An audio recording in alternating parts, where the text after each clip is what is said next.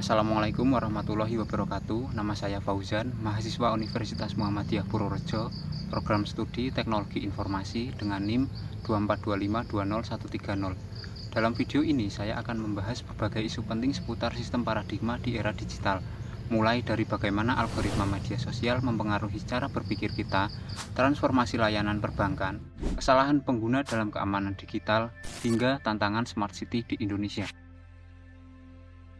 Mari kita pahami terlebih dahulu bagaimana algoritma data science bekerja dalam menganalisis perilaku pengguna media sosial. Algoritma data science menganalisis data pengguna melalui like, share, komentar, jenis konten yang sering dilihat, hingga lama waktu menonton konten tersebut. Semuanya direkam dan dikumpulkan. Data ini kemudian diolah menggunakan algoritma machine learning yang memungkinkan sistem mengenali pola, perilaku, dan preferensi kita secara otomatis. Melalui analisis ini, algoritma bisa memprediksi jenis konten apa yang kemungkinan besar akan kita sukai. Tak hanya itu, algoritma juga mampu menyusun profil psikologis pengguna seperti minat, kebiasaan, hingga kecenderungan politik. Kasus Cambridge Analytica pada tahun 2018 menjadi contoh nyata bagaimana teknologi ini dapat disalahgunakan. Dalam kasus ini, sebanyak 87 juta data pengguna Facebook diakses tanpa izin, lalu digunakan untuk membentuk opini politik dalam pemilihan Presiden Amerika Serikat. Sebanyak 87 juta data pribadi pengguna dicuri Cambridge Analytica dan disalahgunakan.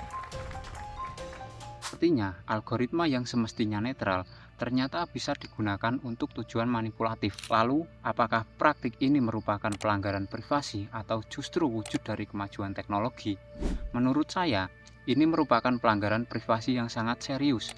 Kemajuan teknologi seharusnya disertai dengan perlindungan terhadap hak atas data pribadi. Setiap penggunaan data harus didasarkan pada persetujuan yang jelas dan sadar dari pengguna.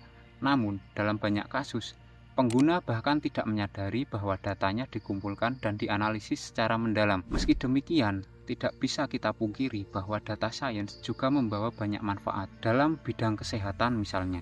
Teknologi ini membantu mendeteksi penyakit lebih cepat. Jadi, permasalahannya bukan terletak pada teknologinya, melainkan pada bagaimana teknologi itu digunakan dan diawasi. Apakah sistem rekomendasi berbasis algoritma itu mendidik, atau justru membatasi cara berpikir kita? Sistem rekomendasi bekerja dengan menyuguhkan konten berdasarkan apa yang kita lihat. Hal ini menyebabkan pengguna hanya terpapar pada jenis konten yang sejalan dengan pandangan atau minat mereka, dan jarang melihat konten dengan sudut pandang lain. Akibatnya, ruang berpikir kita menjadi sempit, tapi jika dimanfaatkan dengan bijak, sistem ini bisa menjadi sarana pembelajaran yang efektif. Misalnya, YouTube dapat merekomendasikan video edukasi sesuai dengan bidang yang kita minati. Jadi, sistem rekomendasi mendidik atau membatasi itu tergantung pada kesadaran pengguna dalam memilah konten.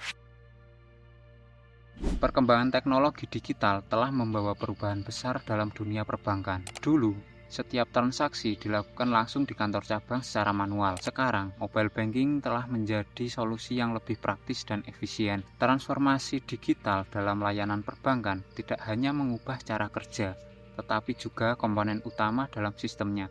Ada 3 komponen penting yang mengalami perubahan. Pertama, teknologi. Kini aplikasi mobile banking memungkinkan nasabah melakukan berbagai transaksi tanpa perlu datang ke bank. Kedua, manusia. Nasabah kini lebih mandiri, sedangkan pegawai bank seperti teller dan customer service tidak lagi hanya melayani transaksi, melainkan menjadi konsultan yang membantu nasabah memahami produk keuangan yang sesuai dengan kebutuhannya. Ketiga, proses. Operasional menjadi lebih ringkas dan otomatis. Mulai dari pembukaan rekening hingga pengajuan kredit, kini dapat dilakukan secara online dengan sistem yang terintegrasi dan efisien. Transformasi ini tentu membawa dampak positif dan negatif, khususnya terhadap tenaga kerja dan kualitas layanan. Dampak positifnya, efisiensi waktu dan biaya operasional bagi bank dan nasabah, akses layanan yang lebih luas dan mudah, bahkan untuk wilayah yang jauh dari kantor cabang. Kemudian, dampak negatifnya, potensi pengurangan tenaga kerja di posisi yang digantikan oleh teknologi, seperti teller. Kesenjangan kemampuan digital, terutama bagi nasabah yang kurang memahami teknologi, meningkatnya resiko keamanan data seiring dengan semakin banyaknya transaksi digital. Seiring meningkatnya kemandirian nasabah dalam melakukan transaksi, peran pegawai bank harus mengalami penyesuaian agar tetap relevan. pegawai bank harus beralih menjadi konsultan digital. Mereka perlu memiliki keterampilan komunikasi, pemahaman produk keuangan, dan kemampuan teknologi untuk membantu nasabah memahami solusi keuangan.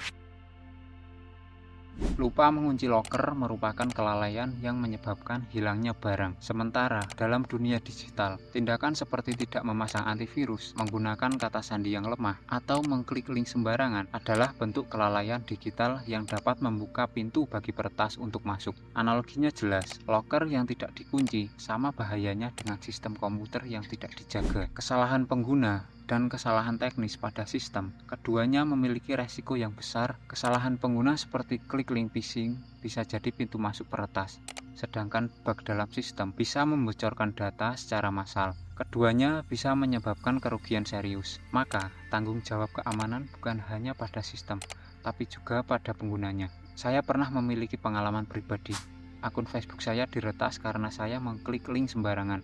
Akun tersebut kemudian digunakan oleh pihak yang tidak bertanggung jawab untuk melakukan penipuan dan saya tidak berhasil memulihkannya kembali. Kejadian ini menyadarkan saya bahwa celah keamanan bisa datang dari tindakan yang tampak sepele. Kita perlu memahami bahwa keamanan digital bukan hanya soal sistem yang kuat, tapi juga tentang perilaku pengguna yang bijak. Smart City bukan sekedar proyek teknologi, melainkan suatu transformasi sosial yang menuntut perubahan cara berpikir dan cara hidup masyarakat. Maka, wajar jika paradigma sosial dan budaya lokal memiliki pengaruh yang sangat besar terhadap keberhasilan implementasi Smart City. Keberhasilan sistem teknologi sangat bergantung pada penyesuaian dengan lingkungan sosial tempat sistem tersebut diterapkan. Tanpa pemahaman akan konteks budaya lokal, teknologi ini beresiko menjadi simbol modernisasi yang tidak berdampak nyata. Oleh karena itu, keberhasilan Smart City tidak cukup dengan hanya membangun infrastruktur digital. Perubahan paradigma masyarakat juga harus menjadi prioritas utama.